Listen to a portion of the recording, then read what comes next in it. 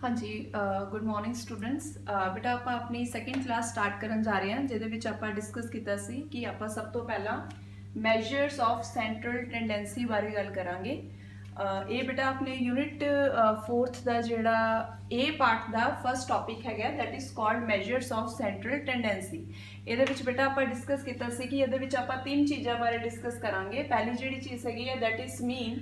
ਮੀਨ ਨੂੰ ਅਸੀਂ ਹੋਰ ਕਹਿੰਦੇ ਆ ਕਿ ਮੀਨ ਦਾ ਇੱਕ ਹੋਰ ਨਾਮ ਵੀ ਹੈਗਾ ਜਿਹਨੂੰ ਆਪਾਂ ਐਵਰੇਜ ਕਹਿੰਦੇ ਹੈਗੇ ਆ। ਪਹਿਲੇ ਆਪਾਂ ਸਭ ਤੋਂ ਪਹਿਲੇ ਡਿਸਕਸ ਕਰਨਾ ਹੈਗਾ ਮੀਨ, ਫਿਰ ਉਸ ਤੋਂ ਨੈਕਸਟ ਆਪਾਂ ਡਿਸਕਸ ਕਰਨਾ ਹੈਗਾ ਮੀਡੀਅਨ, ਔਰ ਲਾਸਟ ਵਿੱਚ ਆਪਾਂ ਡਿਸਕਸ ਕਰਨਾ ਹੈਗਾ ਮੋਡ। ਸੋ ਆਪਾਂ ਸਭ ਤੋਂ ਪਹਿਲੇ ਡਿਸਕਸ ਕਰਨ ਜਾ ਰਹੇ ਹੈਗੇ ਆ ਮੀਨ। ਜਿਵੇਂ ਕਿ ਮੈਂ ਪਹਿਲੇ ਹੀ ਕਿਹਾ ਹੈਗਾ ਕਿ ਜਿਹੜਾ ਮੀਨ ਹੈਗਾ ਵਾ ਉਹਦਾ ਦੂਸਰਾ ਨਾਮ ਕੀ ਹੈਗਾ, ਐਵਰੇਜ। ਮੀਨ ਔਰ ਐਵਰੇਜ ਇੱਕ ਤਰ੍ਹਾਂ ਦੀ ਸੇਮ ਚੀਜ਼ ਹੈਗੀ ਹੈ। ਮੀਨ ਕੀ ਚੀਜ਼ ਹੁੰਦੀ ਹੈ, ਸਭ ਤੋਂ ਪਹਿਲੇ ਆਪਾਂ ਡਿਸਕਸ ਕਰਾਂਗੇ। ਫॉर ਐਗਜ਼ਾਮਪਲ ਆਪਾਂ ਇੱਕ ਐਗਜ਼ਾਮਪਲ ਲੈਂਦੇ ਆ ਕਿ ਪੂਰੀ ਕਲਾਸ ਹੈਗੀ ਹੈ, ਕਈ ਸਟੂਡੈਂਟਸ ਹੈਗੇ ਆ ਜਿਹੜੇ 90 ਪਲੱਸ ਸਕੋਰ ਕਰਦੇ ਆ। ਕਈ ਸਟੂਡੈਂਟਸ ਦਾ ਸਕੋਰ ਹੈਗਾ ਜਿਹੜੇ 90 ਤੋਂ ਅਬਵ ਲਾਈਕ ਕਰਦੇ ਹੈਗੇ ਆ, ਲਾਈਕ 91%, 92%। ਕਈ ਸਟੂਡੈਂਟਸ ਹੁੰਦੇ ਹੈਗੇ ਆ ਜਿਹੜੇ 50 ਤੱਕ ਆਉਂਦੇ ਹੈਗੇ ਆ ਸਟੂਡੈਂਟਸ, 50 to 60 ਦੇ ਵਿੱਚ ਲਾਈਕ ਕਰਦੇ ਆ। ਔਰ ਬਹੁਤ ਸਾਰੇ ਸਟੂਡੈਂਟਸ ਹੁੰਦੇ ਆ ਜਿਹੜੇ 70 ਤੋਂ ਲੈ ਕੇ 90 ਦੇ ਵਿੱਚ ਲਾਈਕ ਕਰਦੇ ਹੈਗੇ ਆ। ਇਹ ਬੇਟਾ ਐਵਰੇਜ ਸਕੋਰ ਹੈ ਕਿ ਬਹੁਤ ਸਾਰੇ ਸਟੂਡੈਂਟਸ ਜਦੋਂ ਇੱਕ ਗਰੁੱਪ ਦੇ ਵਿੱਚ ਲਾਈਕ ਕਰਨ, ਇੱਕ ਉਵੇਂ ਦੀ ਵੈਲਿਊ ਜਿਹੜਾ ਬਹੁਤ ਸਾਰੇ ਡਾਟਾ ਨੂੰ ਰਿਪਰੈਜ਼ੈਂਟ ਕਰੇ। ਇਹਦੇ ਵਿੱਚ ਸਾਰੇ ਬੇਟਾ ਐਵਰੇਜ ਸਟੂਡੈਂਟਸ ਆ ਜਾਣਗੇ, ਇਹ ਅਬਵ ਐਵਰੇਜ ਆ ਜਾਣਗੇ, ਔਰ ਇਹ ਸਾਰੇ ਸਟੂਡੈਂਟਸ ਬਿਲੋ ਐਵਰੇਜ ਆ ਜਾਣਗੇ। ਬਿਲੋ ਐਵਰੇਜ ਦਾ ਮਤਲਬ ਹੈ ਕਿ ਐਵਰੇਜ ਸਕੋਰ ਤੋਂ ਨੀਚੇ ਲਾਈਕ ਕਰਦੇ ਆ, ਔਰ ਐਵਰੇਜ ਦਾ ਮਤਲਬ ਹੈਗਾ ਕਿ ਉਹ ਐਵਰੇਜ ਸਕੋਰ ਦੇ ਵਿੱਚ ਲਾਈਕ ਕਰ ਰਹੇ, ਔਰ 90 ਪਲੱਸ ਦਾ ਮਤਲਬ ਹੈਗਾ ਕਿ ਉਹ ਅਬਵ ਐਵਰੇਜ ਹੈਗੇ ਆ। ਕਿ ਇੱਕ ਸਿੰਗਲ ਵੈਲਿਊ ਜਿਹੜੀ ਸਾਰੇ ਹੀ ਡਾਟਾ ਨੂੰ ਰਿਪਰੈਜ਼ੈਂਟ ਕਰਦੀ ਹੈ, that is called a average. Average ਨੂੰ ਅਸੀਂ ਮੀਨ ਵੀ ਕਹਿੰਦੇ ਹੈਗੇ ਆ। ਮੀਨ ਨੂੰ ਡਿਸਕਸ ਕਰਨ ਦੇ ਤਿੰਨ ਮੈਥਡ ਨੇ। ਪਹਿਲਾ ਮੈਥਡ ਹੈਗਾ ਡਾਇਰੈਕਟ ਮੈਥਡ, ਨੈਕਸਟ ਮੈਥਡ ਹੈਗਾ ਸ਼ਾਰਟਕਟ ਮੈਥਡ, ਔਰ ਉਸ ਤੋਂ ਲਾਸਟ ਮੈਥਡ ਕੀ ਹੈਗਾ, that is called step deviation method. Step deviation direct method ਦੇ ਵਿੱਚ ਹੁੰਦਾ ਹੈ ਕਿ ਸਾਨੂੰ ਡਾਟਾ ਦਿੱਤਾ ਹੋਇਆ, ਫॉर ਐਗਜ਼ਾਮਪਲ ਸਭ ਤੋਂ ਪਹਿਲੇ ਆਪਾਂ ਡਾਇਰੈਕਟ ਮੈਥਡ ਹੀ ਡਿਸਕਸ ਕਰਾਂਗੇ। ਪਹਿਲੇ ਆਪਾਂ ਇਸ ਚੀਜ਼ ਡਿਸਕਸ ਕਰਦੇ ਹਾਂ ਕਿ ਆਪਾਂ ਇਹਦੇ ਵਿੱਚ ਤਿੰਨ ਸੀਰੀਜ਼ ਬਾਰੇ ਗੱਲ ਕਰਨੀ ਹੈਗੀ ਹੈ। ਤਿੰਨ ਸੀਰੀਜ਼, ਸਭ ਤੋਂ ਪਹਿਲੇ ਜਿਹੜੀ ਸੀਰੀਜ਼ ਹੈਗੀ ਹੈ ਦੈਟ ਇਜ਼ ਇੰਡੀਵਿਜੂਅਲ ਸੀਰੀਜ਼, ਉਸ ਤੋਂ ਨੈਕਸਟ ਹੈਗੀ ਹੈ ਡਿਸਕ੍ਰੀਟ ਸੀਰੀਜ਼, ਔਰ ਉਸ ਤੋਂ ਨੈਕਸਟ ਕੀ ਹੈਗੀ ਹੈ ਕੰਟੀਨਿਊਸ ਸੀਰੀਜ਼। ਇੰਡੀਵਿਜੂਅਲ ਸੀਰੀਜ਼ ਦੇ ਵਿੱਚ ਬੇਟਾ ਕੀ ਹੋਏਗਾ, ਸਾਨੂੰ ਡਾਟਾ ਸਿੰਪਲ ਫਾਰਮ ਦੇ ਵਿੱਚ ਦਿੱਤਾ ਹੋਏਗਾ, ਲਾਈਕ 1 2 3 4 ਔਰ 5। ਇਹਦੇ ਵਿੱਚ ਸਾਨੂੰ ਕੋਈ ਫ੍ਰੀਕੁਐਂਸੀ ਨਹੀਂ ਦਿੱਤੀ ਹੋਏਗੀ, ਸਿੰਪਲ ਸਾਨੂੰ x ਦੀ ਵੈਲਿਊ ਦਿੱਤੀ ਹੋਏਗੀ, ਔਰ ਉਹਨੂੰ ਕਿਹਾ ਹੋਏਗਾ ਕਿ ਮੀਨ ਅਸੀਂ ਕੈਲਕੂਲੇਟ ਕਰਨਾ ਹੈ। ਔਰ ਇਹ ਜਿਹੜੀ ਇੰਡੀਵਿਜੂਅਲ ਸੀਰੀਜ਼ ਹੁੰਦੀ ਹੈ ਇਹਦਾ ਡਾਇਰੈਕਟ ਰਿਲੇਸ਼ਨ ਜਿਹੜਾ ਡਾਇਰੈਕਟ ਮੈਥਡ, ਇਹਨੂੰ ਆਪਾਂ ਡਾਇਰੈਕਟ ਮੈਥਡ ਵੀ ਕਹਿੰਦੇ ਹੈਗੇ ਆ। ਫਿਰ ਨੈਕਸਟ ਆ ਜਾਂਦੀ ਹੈ ਡਿਸਕ੍ਰੀਟ ਸੀਰੀਜ਼। ਇਹਦੇ ਵਿੱਚ ਇੱਕ ਵੈਲਿਊਜ਼ ਦਿੱਤੀਆਂ ਹੋਣਗੀਆਂ, ਜਿਵੇਂ ਇਹਦੇ ਵਿੱਚ ਕੱਲੀਆਂ x ਦੀਆਂ ਵੈਲਿਊਜ਼ ਦਿੱਤੀਆਂ ਹੋਈਆਂ, ਇਹਦੇ ਵਿੱਚ x ਦੀਆਂ ਵੀ ਦਿੱਤੀਆਂ ਹੋਣਗੀਆਂ ਤੇ ਨਾਲ ਇਹਨਾਂ ਦੇ ਫ੍ਰੀਕੁਐਂਸੀ ਵੀ ਦਿੱਤੀ ਹੋਏਗੀ, x ਵੀ ਦਿੱਤੀ ਹੋਏਗੀ। ਤੇ ਇੱਕ ਹੋਰ ਚੀਜ਼ ਇਹਦੇ ਨਾਲ ਕੀ ਜੋੜਦੇ ਨਹੀਂ ਹੈ ਕਿ ਇਹਦੇ ਵਿੱਚ ਫ੍ਰੀਕੁਐਂਸੀ ਵੀ ਦਿੱਤੀ ਹੋਏਗੀ। ਔਰ ਕੰਟੀਨਿਊਸ ਦੇ ਵਿੱਚ ਹੈਗਾ, ਇਹਦੇ ਵਿੱਚ ਤੁਹਾਨੂੰ ਗਰੁੱਪਸ ਦੇ ਵਿੱਚ ਡਾਟਾ ਦਿੱਤਾ ਹੋਏਗਾ, ਲਾਈਕ ਜਿੱਦਾਂ 0 to 10, 10 to 20, 20 to 30, ਇਹਦਾ ਗਰੁੱਪਸ ਦੇ ਵਿੱਚ ਡਾਟਾ ਦਿੱਤਾ ਹੋਏਗਾ। ਹੁਣ ਆਪਾਂ 1 by 1 ਡਿਸਕਸ ਕਰਾਂਗੇ ਕਿ ਮੀਨ ਨੂੰ ਕੈਲਕੂਲੇਟ ਅਸੀਂ ਡਾਇਰੈਕਟ ਮੈਥਡ ਦੇ ਨਾਲ ਕਿਵੇਂ ਕਰਨਾ ਹੈਗਾ, ਸ਼ਾਰਟਕਟ ਮੈਥਡ ਦੇ ਨਾਲ ਕਿਵੇਂ ਕਰਨਾ, ਔਰ ਸਟੈਪ ਡੇਵੀਏਸ਼ਨ ਦੇ ਨਾਲ ਕਿਵੇਂ ਕਰਨਾ ਹੈਗਾ। ਸਭ ਤੋਂ ਪਹਿਲੇ ਆਪਾਂ ਐਗਜ਼ਾਮਪਲ ਲੈਣੇ ਹੈਗੇ ਆ। ਸਭ ਤੋਂ ਪਹਿਲੇ ਆਪਾਂ ਫਾਈਂਡ ਆਊਟ ਕਰਨ ਲੱਗੇ ਆ ਮੀਨ ਨੂੰ ਡਾਇਰੈਕਟ ਮੈਥਡ ਦੇ ਨਾਲ।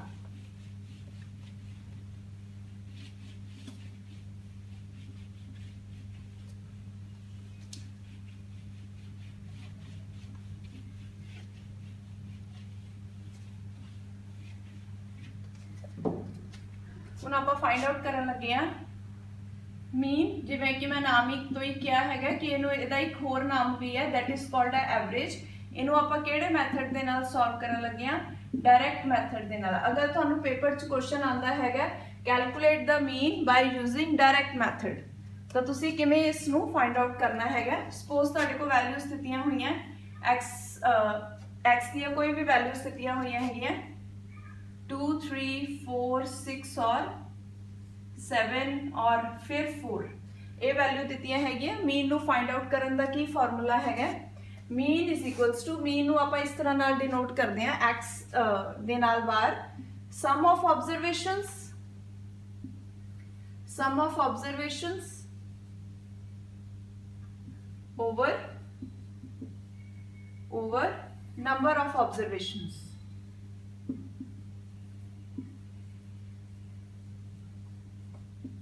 Sum of observations over number of observations. Sum of observations यानी कि सानू किहड़ियां observations दित्तियां हुई हैं 2 3 4 6 7 और 4.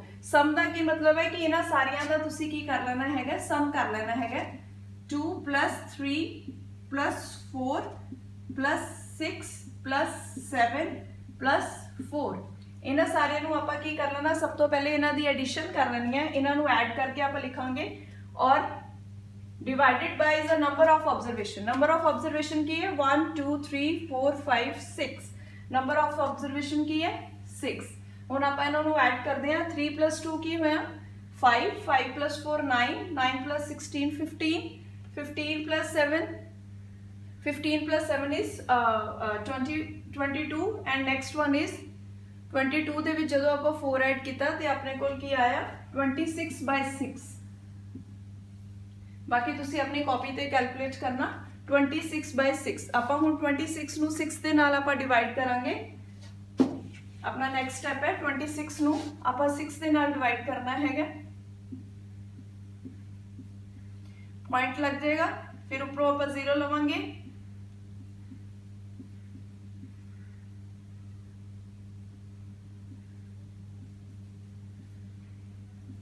हुण देखो तुसी 3 3 3 बार बार रिपीट हो रहा है इसलिए असं इहदा मीन की लिख सकते हैं 4.3 बार क्योंकि जी 3 3 हैगी है वो दोबारा रेपीटेशन हो रही है और उन्हें दोबारा लिखने की बजाय आप एक बार पा देंगे. सो ये डायरैक्ट मैथड के नाल आप मीन कैलकुलेट किया. फॉर्मूला की है सम of observations over number of observations. ये आप ये वाली ऑब्जरवेशनस लईयां सीगियां और उन्होंने डिवाइड बाय 6 किया है और साडे को मीन असी कैलकुलेट किया है 4.3 बार.